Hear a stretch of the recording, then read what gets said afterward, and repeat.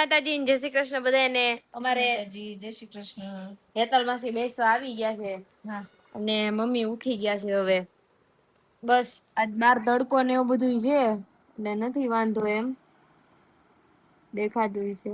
ઓલી બાજુથી હરખી દેખાશે ને બસ હું મારું બેગ પેક કરું છું. પેન ને બધું ચેક કરી લઉં. કાલ પાઉં ભૂલાઈ ગયું હતું ડ્રોવરમાં રહી ગયું હતું. તો બસ આવું બધું છે. અને ટ્યુશન જાશું હવેથી, કેમ કે ગ્રામર હવે એક જ વીકનું રહ્યું છે અમારે. સો આની પછીના વીકમાં અમારે ગ્રામર કમ્પ્લીટ થઈ જાય અને સપ્ટેમ્બર મંથમાં અમારે એક્ઝામ દેવાની. સપ્ટેમ્બર મિડમાં અમારે છે ને થઈ જશે કમ્પ્લીટ.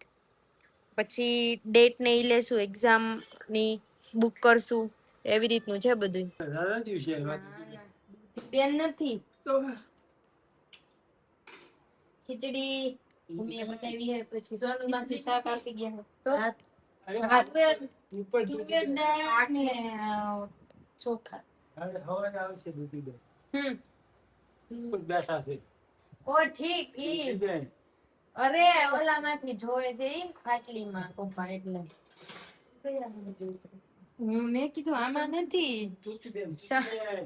8:30 થઈ ગયા હે અને બસ હવે અમે જમશું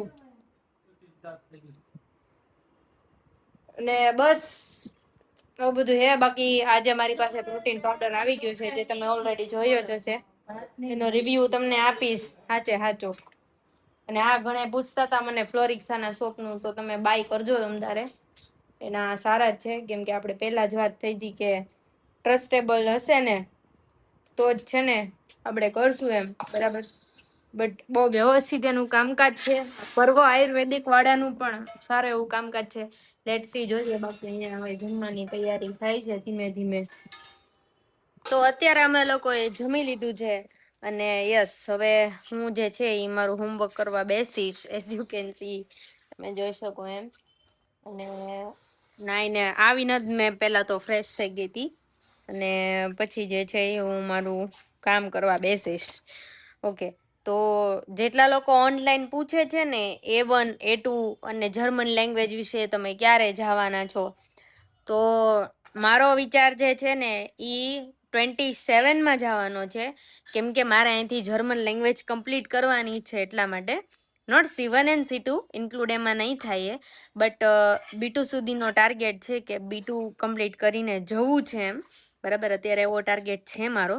સો ઘણા એમ કહે છે કે તમે કયો અમને A1 અને A2 વિશે.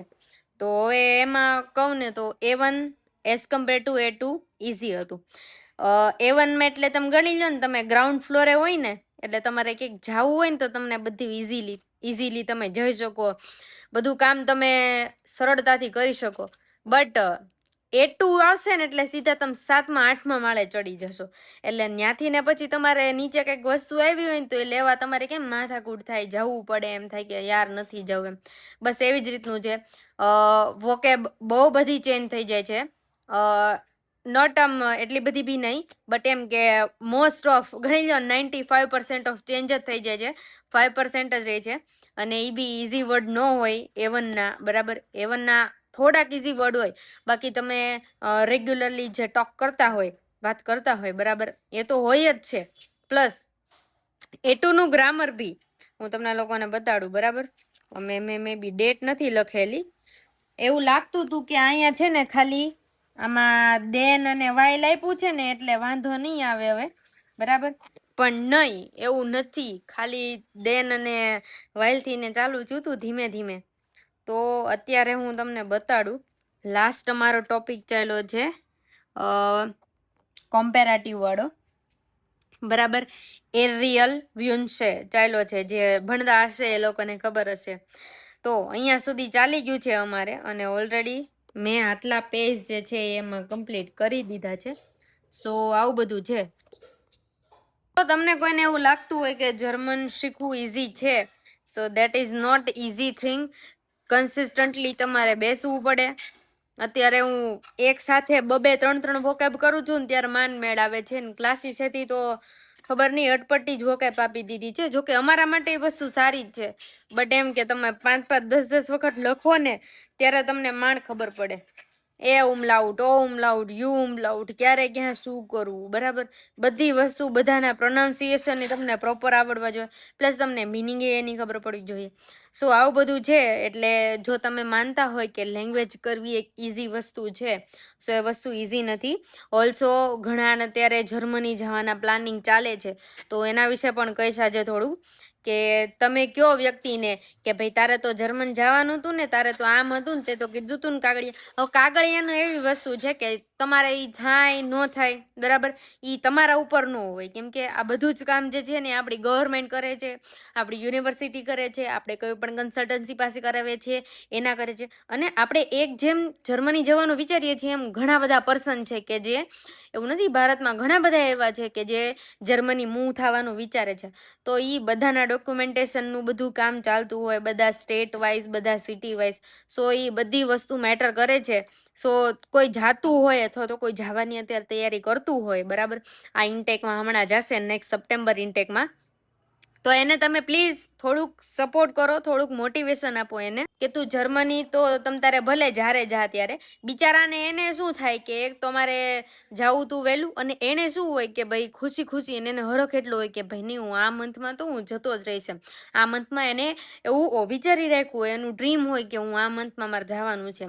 બટ થાય શું કે આપણે એડવાન્સમાં પૂછી લઈએ ને, કેમ તું તો જવાનું હતું ને, તારે નહોતું જવાનું થયું. એટલે એ બિચારો છે ને એક તો માંડ માંડ એના કામ કરી શકતો હોય, બરાબર. આ ડોક્યુમેન્ટેશનનું કામ જે લોકો ગયા છે ને એને ખબર હશે. જે લોકો આ હમણાં સપ્ટેમ્બરના ઇન્ટેકમાં જવાના છે એ લોકોને મારા તરફથી ને all the very very best. અને જેમનું કામ હજી નથી થયું અથવા તો જેમનું કામ બાકી છે જર્મની જવા માટેનું, તો એમને પણ બહુ બધી બ્લેસિંગ્સ કે એમનું કામ બહુ ઝડપથી થઈ જાય, બહુ જલ્દી થઈ જાય. એટલે એ લોકો પણ એના જે ડ્રીમ કન્ટ્રી છે એમાં મૂવ ઓન થઈ શકે, ત્યાં સેટલ ડાઉન થઈ જાય, એમના જે ડ્રીમ્સ હોય એ જલ્દી પૂરા કરી શકે. બસ મારે બી અહીંયા મારી એટુની તૈયારી ચાલુ છે. બટ હજી હું ન કહી શકું કે હું અડધે પહોંચી ગઈ છું. હજી હું અડધાના અડધે પણ નથી.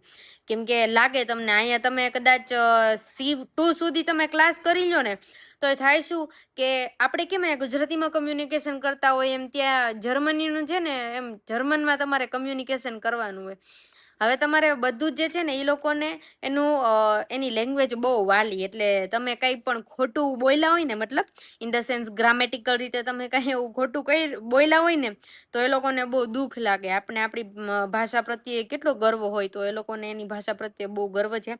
અને એટલા માટે જે લોકો અહીંથી ને જર્મન શીખીને જાય છે B2 સુધીનું, એ લોકો માટે જે છે બહુ સારી જોબની ઓપોર્ચ્યુનિટી હોય છે. પ્લસ એ લોકો એની યુનિવર્સિટીમાં પણ સારી રીતે ભણી શકે. એવું નથી કે એક જ વસ્તુ મેટર કરે છે. There are lots of thing to matter in the moving for Germany. અને તમારે અહીંયા સ્ટે થવું છે, બધી વસ્તુ. આ તો હું હજી હમણાં જ આવી છું, મને આના વિશે થોડી ઘણી જ ખબર છે. પણ જ્યારે મારા ઉર્વિશ સાથે વાત થતી હોય બહુ લોંગ આવર સુધી, તો ત્યારે એ મને બધી વસ્તુ સમજાવે કે જો અહીંયા આવી રીતે કોલેજમાંથી MOI, ટ્રાન્સક્રિપ્ટ, બરાબર, બધા રિઝલ્ટ જે છે તારે કલેક્ટ કરવાના હોય, તારી ડિગ્રી, એ બધી વસ્તુ આવે, એ તારે APS સર્ટિફિકેટ માટે દેવાની. ઓલ્સો APS સર્ટિફિકેટ હતું જ નહીં, હવે આ 2 વર્ષ, મે બી આ વર્ષ દિવસ કે 2 વર્ષથી એવું છે, મને પાક્કું ખબર નથી, પણ આવી ગયું છે. અને 5000 એના પ્લસ બ્લોક અકાઉન્ટના, તમે એક્ઝામ દો એના, તમે ત્યાં જાઓ ત્યાંના. સો ખર્ચો પહેલાં બહુ થાય, પણ પછી વસ્તુ વર્થ ઇટ ગણાય એમ. કે જો તમે મૂવ ઓન કરવાનું વિચારતા હોય જર્મની, તો there is a best option. કેમ કે નેન્સી મને હજી હમણાં જ વાત કરતી હતી, મને કે મારી 2 ફ્રેન્ડ છે એને IELTSમાં ભેગું નથી થતું, તો કહે છે હવે અમે જર્મન લેંગ્વેજ શીખી અને જર્મની મૂવ ઓન કરી લઈએ એમ. તો એ પણ બેસ્ટ છે. સો તમે વિચારો તો પહેલેથી જ વિચારો. કેમ કે થાય શું, તમે IELTSમાં જેટલો તમારો ટાઈમ આપો ને, પછી તમે એન ટાઈમ એમ કહો મારથી નહીં થાય એમ, એક્ઝામ હું નહીં કરી શકું, તો તમે એટલો ટાઈમ જર્મનમાં આપી દો તો એટલીસ્ટ તમારું એક લેવલ કમ્પ્લીટ થઈ જાય, બરાબર. હાર્ડલી 2 મહિના થાય એક લેવલ કરતાં, તો અહીંયા થોડુંક લંબાવી. કેમ કે એક્ઝામ, પ્રેક્ટિસ, ગ્રામર બધું ધીમે ધીમે ચલાવે. હું જે જગ્યાએ ક્લાસીસમાં જાઉં છું ને, મને એનું કામ ગમ્યું, બહુ વ્યવસ્થિત છે, બહુ સારું છે. તો તમને પણ મેં જે છે વિડીયોમાં ડિટેલ આપેલી જ છે, એ વિડીયો તમે જોઈ આવજો. એમાં બધું જ મેં કીધું છે, A to Z, બુક્સથી માંડીને મારી બધી જ વસ્તુ ઓલરેડી A1 થી લઈને A2 સુધીમાં મારી પાસે જેટલી વસ્તુ હતી એ બધી જ મેં બતાડી દીધી છે. બાકી જે લોકો જવાના છે એના માટે second time all the very very best again and again for my side. Best of luck for all of you કે જે લોકો જર્મની મૂવ થવાનું વિચારે છે. અને બસ જો એ મમ્મીએ બ્લોગ ચાલુ કરી દીધા છે ને પપ્પા એનું કામ કરે છે. તો હા, અમારા વિડીયો કેવા લાગે છે તમે કમેન્ટ કરીને કહી દેજો. ને હા, તમારું તમે જે અમને આટલો બધો સપોર્ટ અને પ્રેમ ભાવ આપ્યો છે કે અમારા યુટ્યુબમાં સારા એવા સબસ્ક્રાઈબર થઈ ગયા છે, પ્લસ મારા ઇન્સ્ટાગ્રામમાં બી એટલા સારા એવા ફોલોવર્સ થઈ ગયા છે. મેં ઘણા બધા એવા ગેઇન કરી લીધા છે. એન્ડ ફેસબુકમાં બી મારી 12K પ્લસની ફેમિલી છે. So thank you so much. તમારા બધા સપોર્ટના લીધે જ આજે જે છે હું આ વસ્તુ ઉપર પહોંચી શકી છું. ઘણા બધાનું આમાં યોગદાન છે મારા ફેમિલી મેમ્બર્સનું. સો એમને પણ બહુ બધું થેન્ક યુ. અને ઓલ્સો તમને બધાને પણ. હવે સીધા મળીએ કાલે આપણે. બાકી તમને વિડીયો અને અમારા વ્લોગ્સ જે છે એ કેવા લાગે છે એ ફટાફટથી કમેન્ટ કરીને કહી દેજો. અને હવે સીધા મળીએ કાલે. જય માતાજી.